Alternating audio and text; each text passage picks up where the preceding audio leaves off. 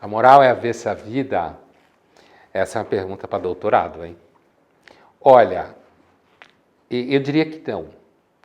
É possível se supor que a moral seja avessa à vida, se você, por exemplo, identificar que tem pessoas que agem de forma escrota e se dão bem na vida, todo dia, como todo mundo sabe. Se você pensar o nível de corrupção sistêmica que existe no Brasil e no mundo, porque não é só no Brasil, porque o Brasil tem também bastante, como isso envolve pessoas que às vezes você conhece e você nem imagina, né?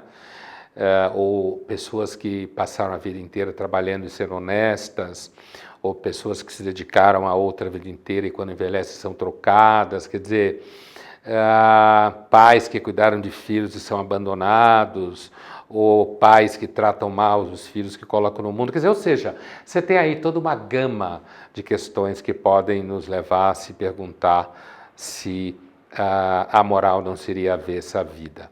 Uma outra forma de entender isso é se a gente entender essa frase no sentido nietzschiano, no sentido de que a moral criada pelos fracos, pelos ressentidos, seria avessa à vida no sentido nietzschiano de que ela trabalharia contra o eros, né? Contra a potência, como falam os nietzschianos.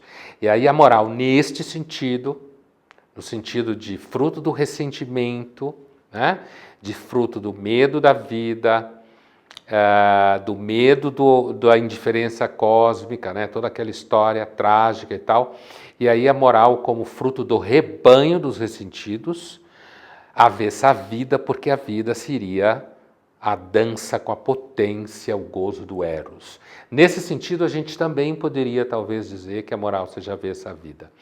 Agora, eu dizia no começo que eu acho que não é, porque me parece que a moral é necessária à vida. Se você assumir uma abordagem um pouco menos utópica, se você assumir uma abordagem mais próxima, digamos assim, de uma tradição britânica de pensamento do século XIX, século XVIII, que entende a moral como um processo meio sociológico de constituição de virtudes e de hábitos, de certos mecanismos de contenção de comportamento, eu acho que a moral não é avessa à vida. Acho que a moral ela faz parte do tecido cotidiano de relações que faz com que você pense duas vezes antes de fazer alguma coisa, que você coloque algumas contenções em você e nos outros, e que esperamos que os outros coloquem neles também, né?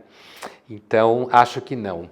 Imagine, por exemplo, diante do que a gente está passando hoje, no caso da pandemia, se alguém levantar a hipótese que, no fundo, foda-se todo mundo, porque o que importa é eu salvar minha pele.